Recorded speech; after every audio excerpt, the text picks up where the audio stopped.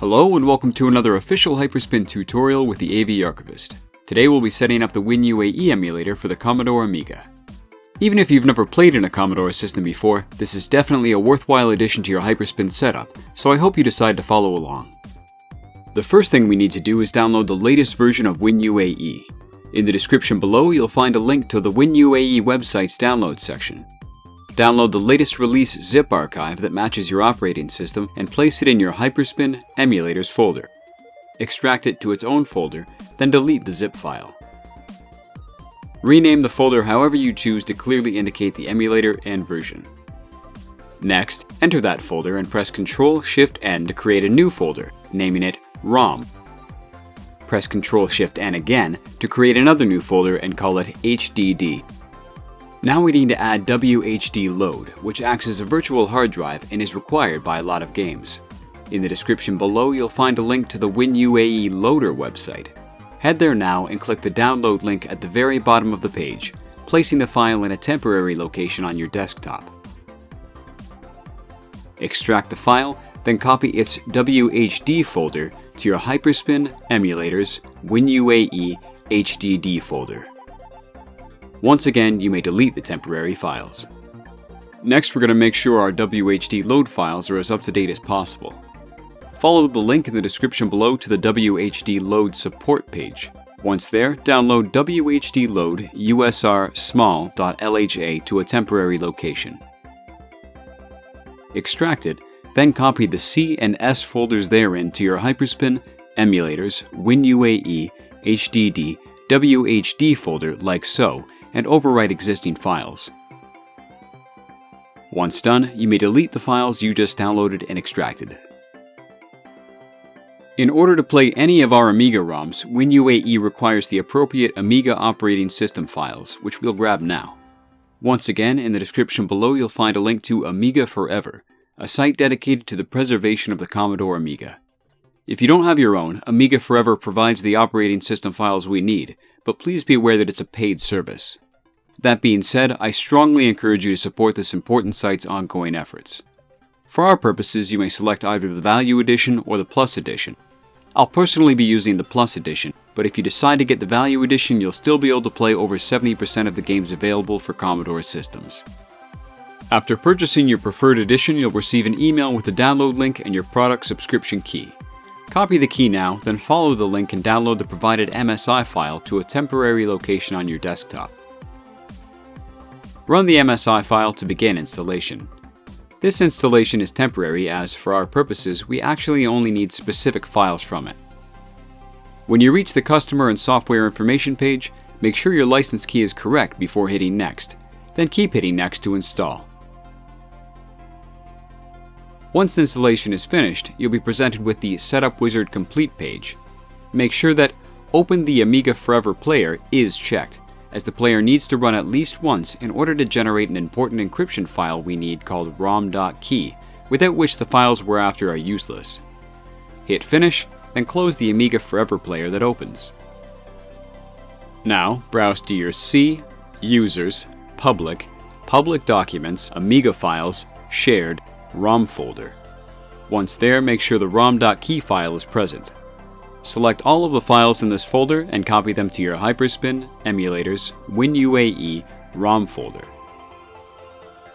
Once that's done, browse to your C, Users, Public, Public Documents, Amiga Files, Shared, DIR, System, Devs, Kickstarts folder.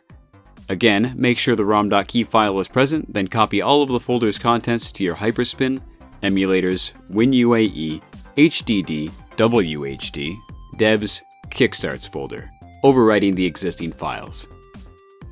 With that done, we can uninstall Amiga Forever. Head back to the working location where you downloaded the Amiga Forever MSI file, then run it once again and select Remove to uninstall. When the uninstall is complete, you may delete the MSI file. The next step in the process is to configure WinUAE for our needs and ensure it can detect all of the operating system files we just copied over. Head to your HyperSpin Emulators WinUAE folder and run WinUAE for the first time. Click Pass near the top left of the window, then select Use Relative Paths. Next, click Reset to Defaults, then Rescan ROMs. If you've done everything correctly up until this point, you should receive a message like this. Hit OK once you're satisfied. Now for configuration. RocketLauncher's WinUAE module has solid default display settings, so first head to the sound menu. You can of course set this according to your personal preferences, but I do encourage you to set audio filter to always off to get the best sound quality. Also, if you'd like, WinUAE can simulate the type of disk reading sounds you'd hear coming from a physical floppy drive on the actual computer system. This is entirely up to you though. When you're satisfied, click the Game Ports tab. The only setting you might want to change here is the Port to keyboard layout, which tells you in brackets the keys which will be used for movement and fire in the absence of a joystick. My personal preference is keyboard layout C. That being said, WinUAE does a phenomenal job of detecting controllers and gamepads in general, and for any game where you can take advantage of one, you can use that instead, as long as you've got it plugged in before you launch the emulator. Lastly and most importantly, head to the Filter menu. The settings in this menu are critical to ensuring our games play in the correct aspect ratios at all times. Set both horizontal and vertical sizes to FS, and under Aspect Ratio Correction, select Automatic and Keep Aspect Ratio like you see here. We have to save our settings in a very specific way to allow RocketLauncher to see them. Go to Host, then click Save As.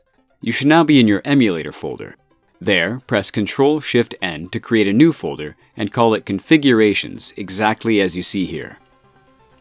Enter the Configurations folder and press Ctrl-Shift-N again to make another new folder, this time called Host, like so. Enter the Host folder and finally save your configuration as Amiga Host. In the future, if you ever want to change any of these settings, you can access the configuration via the Load From button. If you do ever make changes, remember to save the file again like we just did.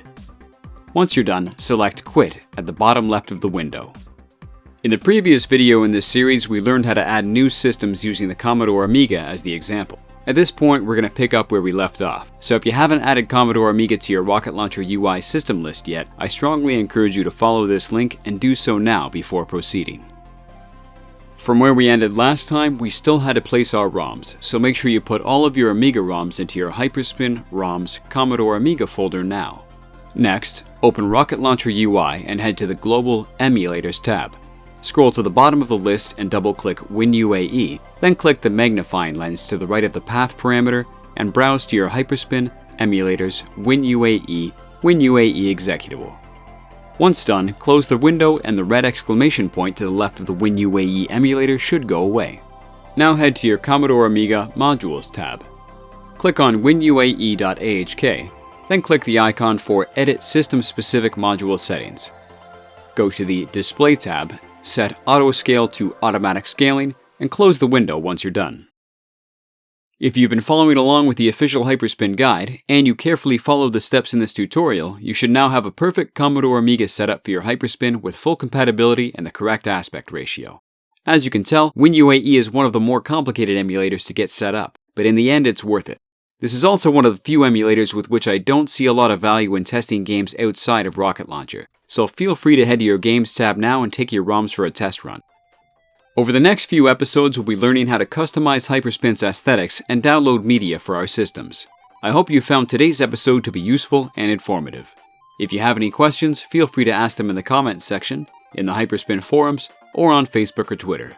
As always, thank you for watching and have a great day.